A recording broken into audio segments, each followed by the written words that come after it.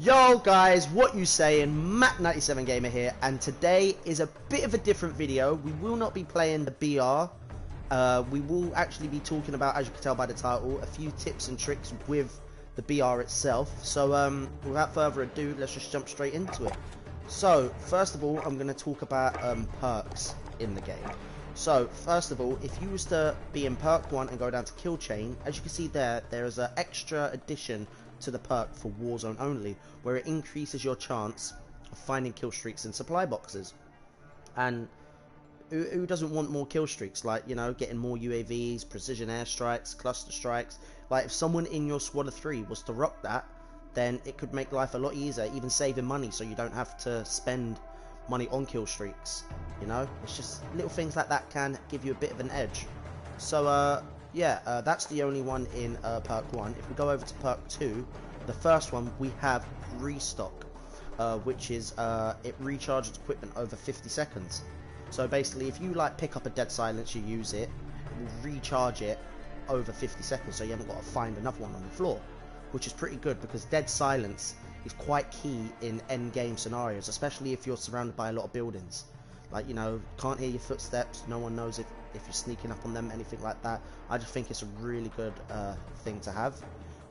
As we move down to hardline, 25% off kiosk prices for kill streaks, field upgrades, and armor plates, which I think is amazing. Because, like, you know, early game you don't have that much money, but you quickly need a UAV. UAVs are expensive; they're $4 grand. But if you only got $3 grand, if you're rocking hardline, if you get you know, boom, you're sorted. 1k less off of a UAV for you. So yeah, I think that even like one person in your squad was to run that. Everyone doesn't have to run it, because, you know, you can give your money. Like for kill streaks, mainly, you could give drop your money so they could buy it. You know, get it at the cheaper price. And if we go down to point man, I think is pretty good as well. All members of your team earn more money from completed missions. So that's only one person in your squad has to run this, and when you complete like a bounty, a recon, or a scavenger, each of your teammates will earn extra money once you complete that, which is pretty good as well. Like early game as well. Well, actually not early game because you don't have a loadout crate, but just at any time when you get a loadout crate, you get your perks, you're running point man, you're doing a bounty, even if someone's after you, and you end up surviving the what is it, about 3 minutes, extra money there, free extra money.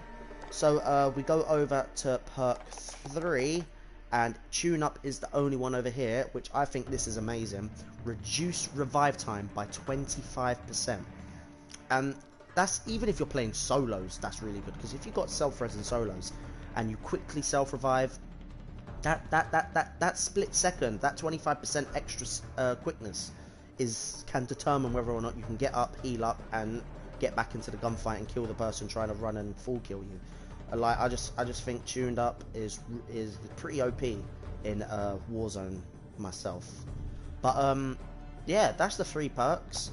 That's the 3 selections of perks. You got kill chain, restock, hardline, point man, and tuned up. So that's 5 perks with additional, you know, benefits of them for playing Warzone and using them in Warzone. So I've got a few little tips that I could give you if you was to go to the controller settings. So I'd start off by saying controller vibration, disable it. Because, you know, when you're aiming down sight, shooting someone's shooting you, the vibration in your hand, sometimes it distracts you when you're aiming down sight. Like, even the slightest, it could distract you, and you've lost the gunfight. But if you got that vibration off, you got no distraction in your hand whatsoever. You're just looking at the screen, aiming down, spraying them up, getting the kill, done, dusted, easy. That's why I disable it personally. So if we go down to aim assist, there are 4 different settings: disable it, standard, precision, and focusing. For me, precision, I'd say, is the best. That is if you are good at aiming down sight on your target, because with precision, the strong aim slowdown that only kicks in when aiming closer to a target. So basically, if you're aiming down sight and you're basically near enough on your guy, the aim assist will kick in to help it, like, you know, move it over slightly for you, and it just gives you that edge, you know, against players that just may not have as good aim down sight as what you would do. Alright then, so if as we go down to use/reload behavior, you want to be on contextual tap. Because you know, as you're running around early game picking up items, you're holding square to pick it up. But instead of holding square, well, I'm saying square because I'm on the PS4, but instead of holding square, all you got to do is tap, and you've got the item. Tap square, pick it up. You can. It's a lot quicker for you to run around the building, picking up weapons and moving quickly. You know. So for me, contextual tap is a good way to speed up your looting in the early game. So let's move down the list to slide behavior.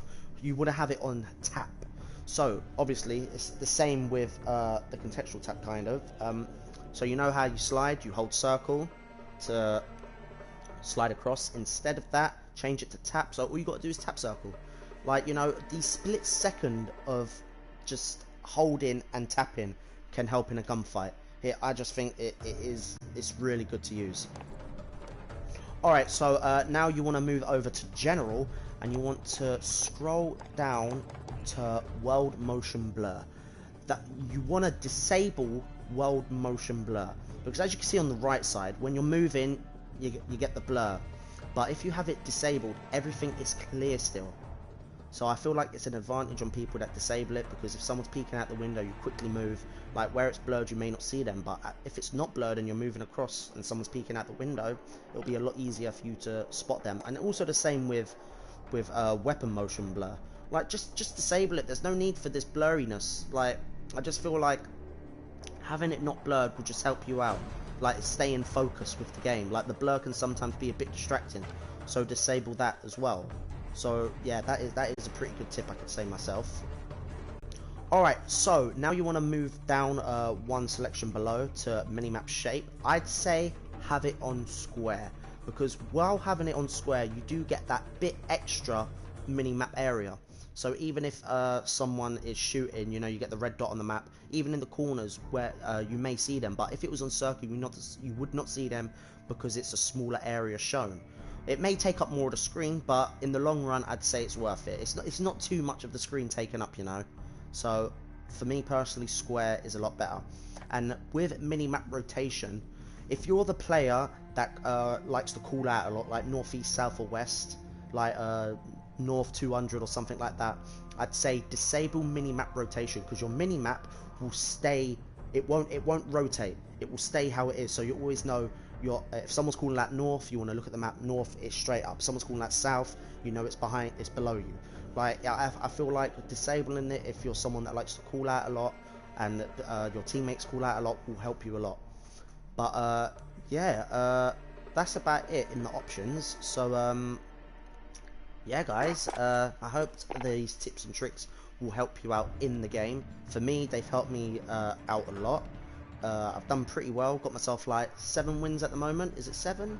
Yeah, I think 7 wins. So if you guys enjoy these kind of like tips and tricks videos, just let me know in the comments, drop it a like, subscribe, and I'll catch you lot in a bit.